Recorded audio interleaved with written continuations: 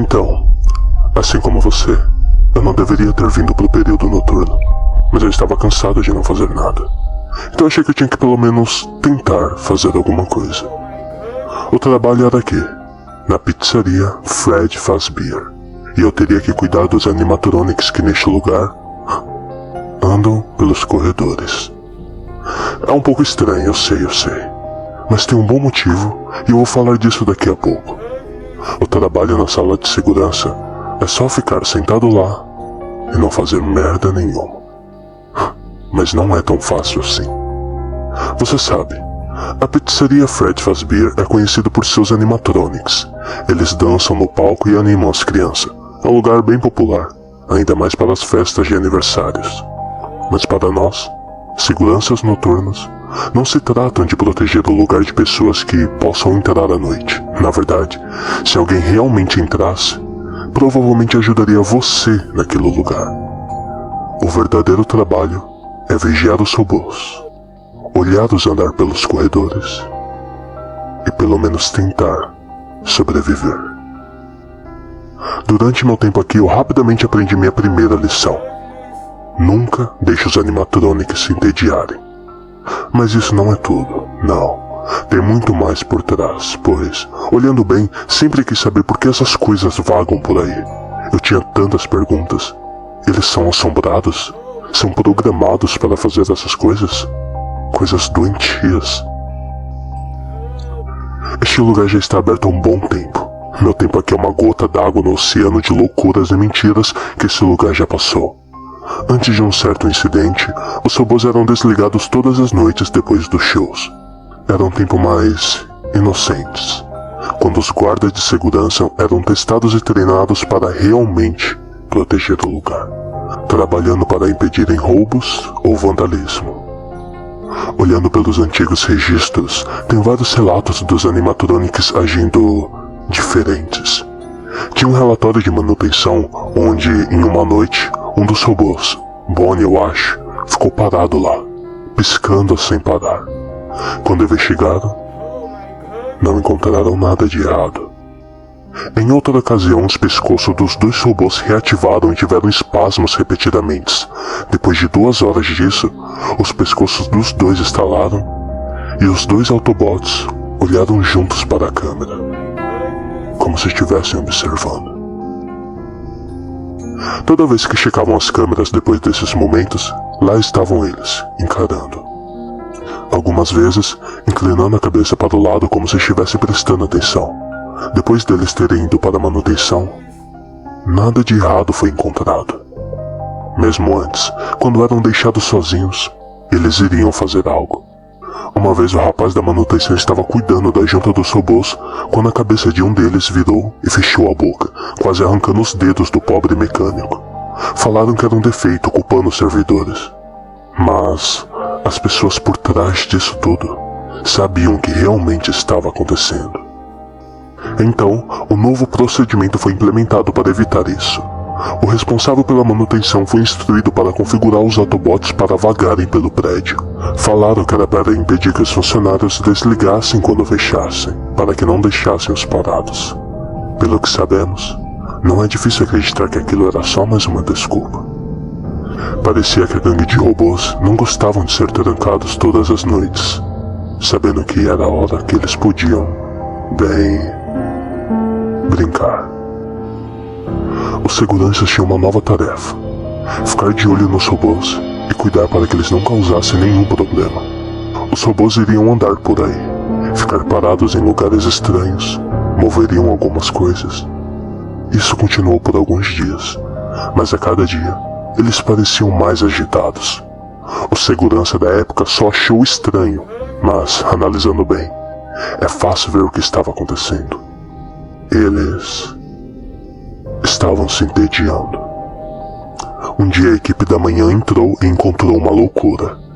Sangue espirrado nas paredes, dentes jogados no chão, órgão e partes humanas amontoados, tudo ao redor de uma fantasia, sentada no lugar onde segurança normalmente ficava.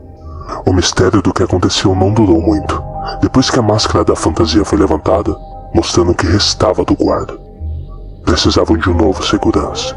Então começou a nova era dos seguranças, apenas brinquedos para os robôs brincarem. Cada um dos guardas era informado diferentemente para descobrirem qual era o melhor jeito de manterem o guarda vivo o máximo de tempo possível. Era tudo sobre eficiência. O melhor jeito que eles acharam para explicar tudo isso foi: se os animatronics te virem depois das horas de trabalho, eles não vão te reconhecer como uma pessoa, e sim como um exoesqueleto sem fantasia. Como isso era contra as regras, eles provavelmente vão te forçar a entrar dentro de uma fantasia. Isso não seria tão ruim se as roupas de fantasias estivessem cheias de fibras, cabos, chips, pregas metálicas e peças animatronics, principalmente ao redor da área do rosto. Então você pode imaginar que ter sua cabeça colocada dentro de uma dessas máscaras pode ser muito doloroso e muito perigoso. Decidiram culpar o rapaz da manutenção. Foi ele que os configurou para que rondassem pelos corredores. Este comportamento estranho era culpa de um técnico preguiçoso, querendo ser pago para não fazer nada, ao fazer os animatronics serem capazes de consertarem a si mesmo e aos outros. Era uma desculpa fácil. Esse jogo de gato e rato continuou por um tempo. Novas vagas de trabalho iam abrir e pessoas atrás de dinheiro fácil e rápido iriam morder a isca. O sistema funcionava. Não era totalmente perfeito, mas funcionava. Cada guarda, depois de serem informados da situação, tinha uma oportunidade de bolar um plano. Alguma maneira de acabar com esse ciclo de pesadelos para sempre. Um guarda tentou fazer amizade. Chamou um deles para dentro. Bem, isso não terminou nada bem. Outro tentou segurar o máximo possível, eventualmente descarregando suas pistolas neles. As balas passaram pelo que tinha dentro e quando acertaram o metal, ricocheteou. Parece que ele não contou bem as balas, e quando se virou, ouviu um clique metálico antes do banho de sangue começar. Em um momento, haviam 2 guardas de segurança. Os 2 trabalhavam por meio período, 6 horas por noite, trabalhando 3 dias por semana e alternando no dia extra. Agora esses 2 seguranças se conheciam. Os 2 estudavam na faculdade local e eram grandes amigos que acharam que seria legal trabalhar junto no mesmo lugar. A maioria das empresas locais tinha um problema com esse tipo de relação entre funcionários, normalmente rejeitando amigos e familiares no mesmo setor por questão de produtividade. Então eles ficaram extasiados quando conseguiram um emprego juntos, quase que instantaneamente. Não demorou muito para perceberem que o emprego não era o que eles esperavam. Eles tentaram se demitir, mas toda vez eram rejeitados pelos seus chefes. Então, esses garotos bolaram um plano genial para se vingarem dos superiores. Os 2 decidiram que não iam mais aparecer no trabalho. Depois disso, eles também pararam de ir à faculdade e não foram mais vistos na cidade. Quando a faculdade contactou a pizzaria Fred Fazbear, eles simplesmente falaram: eles pararam de vir ao trabalho também. Aqueles garotos não foram inteligentes. Facilitou as coisas para os superiores, fazendo com que eles não precisassem de um álibi decente. Houve várias tentativas acabando em fracassos. O desaparecimento dos guardas era encoberto assim que eles falhavam. Os superiores eram bons em escolher pessoas e criar histórias que tirariam suspeitas se eles sumissem. Mas como qualquer projeto depende da compostura e da sanidade dos indivíduos, só precisou que uma pessoa tentasse algo além. Você sabe, os animatronics nunca atacavam crianças. Eles só as encaravam, como se estivessem em um estado de transe. Bem, um dia, o segurança antes de mim pegou uma fantasia do Fred. Ele teve uma ideia de tentar saciar a sede por sangue das coisas que os perseguiam. Uma por uma, ele atraiu as crianças para a sala de trás. As crianças, inocentes, fariam tudo o que seu mascote favorito falasse. E um por um, ele empilhou seus corpos onde os Autobots ficavam, como um presente. Na sua mente, ele criou a seguinte história: que os robôs não podiam atacar as crianças, mas era o que eles realmente desejavam. Para ele seria o salvador de todos os guardas de segurança deste maldito lugar. Ele quase escapou, mas no caminho, ele foi avistado por um dos robôs, que correu e o mordeu. Agora um ataque em plena luz do dia não tinha cabimento, e isso não foi uma mordida normal. A coisa arrancou o lóbulo frontal da cabeça do guarda, que surpreendentemente sobreviveu. Essa mordida foi chamada pela imprensa e pelas lendas locais como a mordida de 87. Nós sabíamos que o robô havia salvado a vida das crianças. De um jeito estranho, essas coisas não são totalmente más, mas seus jogos têm muitas consequências. Um garoto viu a máquina mordendo a cabeça do segurança em plena luz do dia em seu aniversário. Não foi uma visão feliz. Ele gritou e não demorou muito para que o caos se estabelecesse. Os corpos das crianças foram encontrados e, pela história que a criança contou, os robôs foram os culpados. Depois de vários processos judiciais, confiscaram as partes robóticas e houve muitas investigações. A reputação negativa e todos os rumores, um rumor até falava que os robôs pingavam sangue e tinham cheiro podre, algo que as crianças facilmente acreditavam. A pizzaria teve que ser mudada para um prédio antigo, que era conhecido como Lanchonete do Fred Fazbear. Era menor e muito mais barato. O lugar agora contava com apenas 5 robôs, ao invés de 10.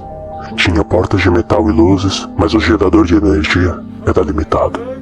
Tenho quase certeza que isso era uma desculpa, afinal, energia não custa tão caro para um estabelecimento como este.